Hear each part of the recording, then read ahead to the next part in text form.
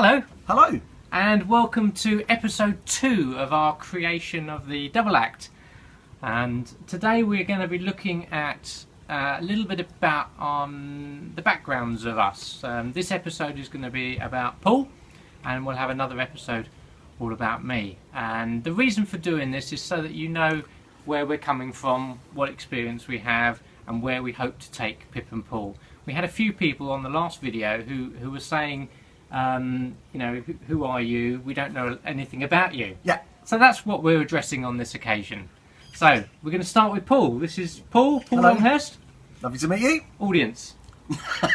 Hello, audience. So tell us, Paul, how did you get started in magic? So I've had lots of interests through the years, and all been about entertainment. So I guess in that respect, I'm a bit like Mr. Toad from The Wind in the Willows.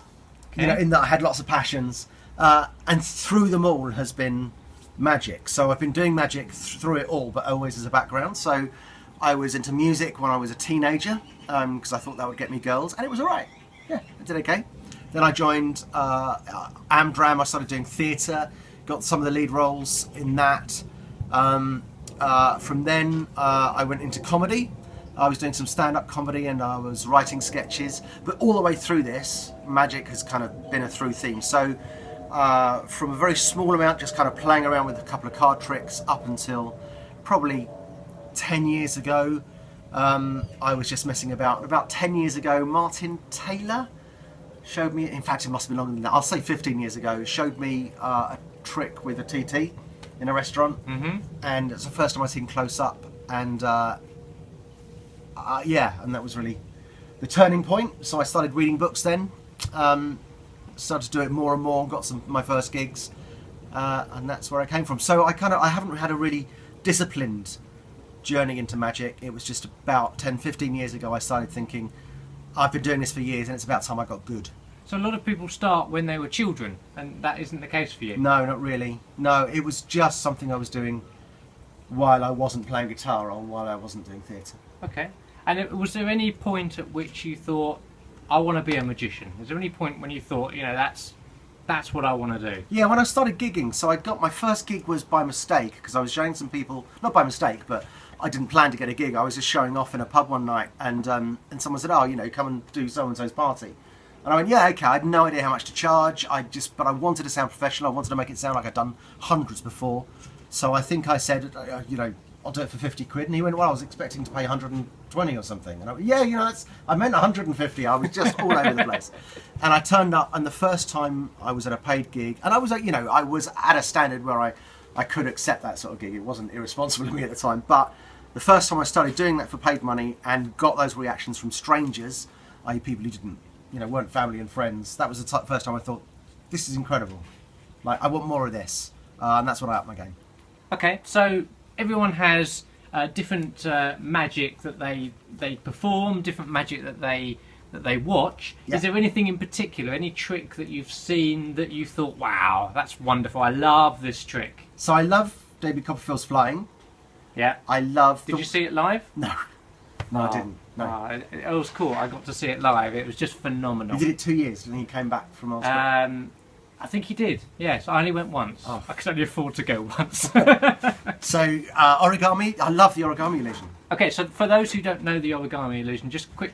It's ridiculous. So it's like a horizontal box. A lady gets in the box. There's a mirror. It's on a table with a it's mirror on a table at the with end. a mirror here, and the lady gets in the box, and it's already tight by the looks of it. And then the magician just starts folding the box in on itself, so it kind of collapses in on itself until there's a cube about this big left with the woman in it, supposedly. So it's absolutely astounding. And then just to add to it, they put a sword through the middle. Through the middle. Yeah. It's a great image, actually. The magician standing at the top, just plunging a sword into this little box that has a woman in it.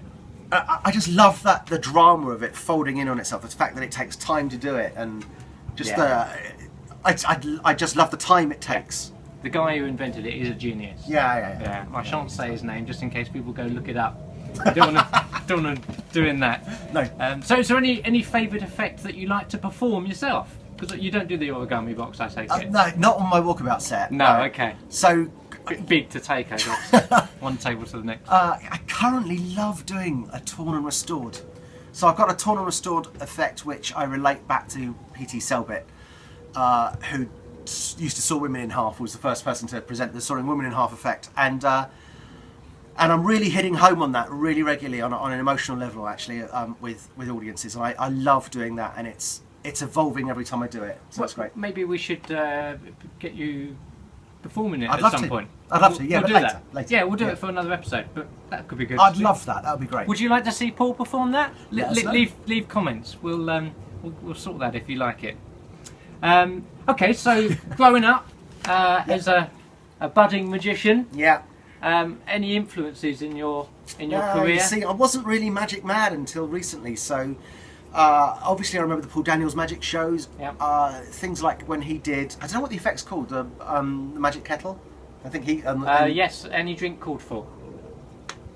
I remember that freaking me out, like, and it's still actually. I don't know how it's done yet. So again, for those who don't know there's a kettle. I believe it goes back to Devant. I think he was the one who used to do this. So you have a kettle, and you basically ask the audience members what drink they would like, and whatever drink they ask for, you take a glass that's relevant. So if it's a glass of champagne, you'll take a champagne flute, and from the kettle you just pour a glass of champagne. Give it to the assistant, who then takes it to the audience to have a drink, and someone will say, yes, I'd like a Bacardi and Coke, and they go, okay. You just pour from the same kettle, and off it goes to the audience. A great trick. It's amazing. Yeah. So that really twisted my head for a long time. I remember seeing David Burglass on TV as a kid and wanting to be David Burglass. I remember. The Mind Man. Yeah, I remember. International Man of Mystery. He was the original International Man of Mystery. Yeah. I remember writing that name down and thinking, I remember that name. And then since I've got into magic, Tommy Wonder, I love. So his cups and balls is astonishing. Sadly, no longer with us. He was genius, though. Yeah. What was he? Where did he come from? Sweden? No. Denmark? I can't think. Look up Tommy Wonder's cups and balls. It's Look him up on astonishing. YouTube. It's amazing. Economy of movement. Him. He always routined things so well. Really good. And with just maximum effect. He just knew where you were looking, even if you were trying. He was wonderful. I loved him. He was.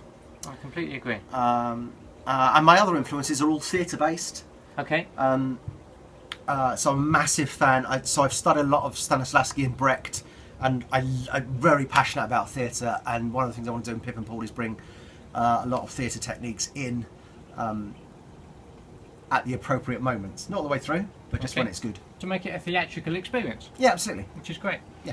Do you have a proud moment of any time? Any sort you During your career? I never thought you're really proud of? I never thought I'd ever join the Magic Circle. I never thought I could do that. And you've been a member for a year now. Just about. Yeah, which Just is about, great. yeah. And so next I'm going for the next level up in the Magic Circle, which is the highest technical level they give, and I'll be doing that hopefully before the year end. And that will then be my proudest moment. But for the moment, I remember being a kid and hearing about the Magic Circle and just thinking that it must be a museum of secrets and a wonderland. And it is. And it genuinely, actually, I love it. It is. I go up there every Monday. I'm in heaven. I love it. Yeah. And we do public shows, so if you want to come and have a look for yourself, you have the opportunity to do so. Please do. In fact, both Pip and I are demonstrators in those public Performers. some of those performers Yeah. in some of those public shows. Yes. So, any strange or unusual jobs as a magician? There's loads, isn't there? You just have to pick one or two, really. So I did London Borough of Richmond about 3 years ago. They wanted me for 4 hours to host an event where just basically other acts were coming in. They gave me a 20-minute magic act, and could I just link everything else together? The Queen, Her Majesty the Queen, was there with. She heard you were on. Yeah, obviously. Yeah. And because of that, and because of all the security, I wasn't allowed to take any equipment. So I could have literally a handbag of stuff, Right. like a carry-on bag of stuff, and that was it. So I had to get a 20-minute act in that bag, which is doable, but it wasn't what I was doing at the time. Wasn't your number one material? No, so I had to work in a whole bunch of stuff, and then I got there, and they said, oh, 2 of the acts haven't turned up, so can you fill about an hour? And then, when the bomb squad is coming in and they're sweeping the area before Her Majesty turns up, Yeah. can you entertain the crowds then? Because there'll be dead time then. But of course, I wasn't allowed anything for that because the dogs were coming on stage, and Yeah. so I had to fill an hour of just stand up, and it was pouring with rain. The Perfect circumstances, oh really. man! And then the dogs. This bomb squad came up with the dogs, and I just started commentating them as if they were a dance team. Okay. So, and this is Brian and his partner Petra, and Brian sewed all the sequins on himself, and this big burly guy with his dog was looking at me like, "You bastard!" But you know, I just didn't have that much material. But yeah, that was, and obviously that was the day I performed for the Queen, so that was very Sounds nice. great, yeah. That was very good. So, last question for you. Yes, What excites you about Pip and Paul? The double act. the double act. Yeah. Genuinely, what excites me is, you have to go more modest here, but Pip's magicianship is awesome, and it's great to work with someone who I think I'll have to stretch up to his magical talent, magical abilities, which is good. But the other thing that really excites me is that you and I can bounce off each other and just go with the situation. So I think, and I haven't really spoken to you much about this, but I think our show will be solid and rigid in lots of areas, but I think we'll have lots of playroom within that. Without making it self-indulgent, I think you and I will have a great time, and I think each show will be different in a good way. And because we're having a good time, hopefully the audience will as well. Yeah. And the skill's going to be in not making that too much about us. Yeah. But Involving the audience. yeah. So that's what excites me is I think it'll be different every day. I think we'll both, in different areas, help each other grow and learn. And I think it'll be a good journey. Cool. Well, there you go. You now know a little bit about Paul, of Pip and Paul. If you have any questions, if anything that I've asked Paul has raised a question in your mind, then leave a comment below, and we'll attempt to get that question answered later in another video. If you've got any suggestions or any comments at all, make sure you leave them below. Subscribe here. Here. Yeah. If you saw the last one, you'll know here. Here. Subscribe And here. social media down here. Social media down there somewhere. Yes. Okay. Yeah. We're on Facebook. We're on Twitter. We're on YouTube, and our website pipandpaul.com. So until the next video, it's goodbye from Pip. It's goodbye from Paul. Bye. Bye.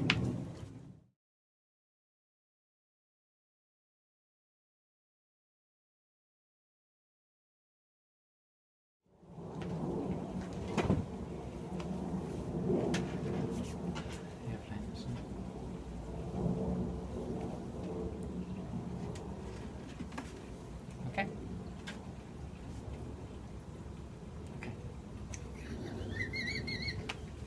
Go for it. Fantastic.